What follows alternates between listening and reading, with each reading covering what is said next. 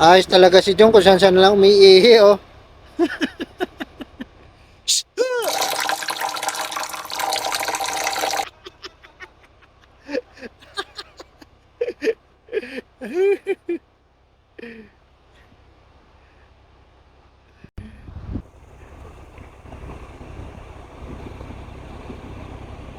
Hey!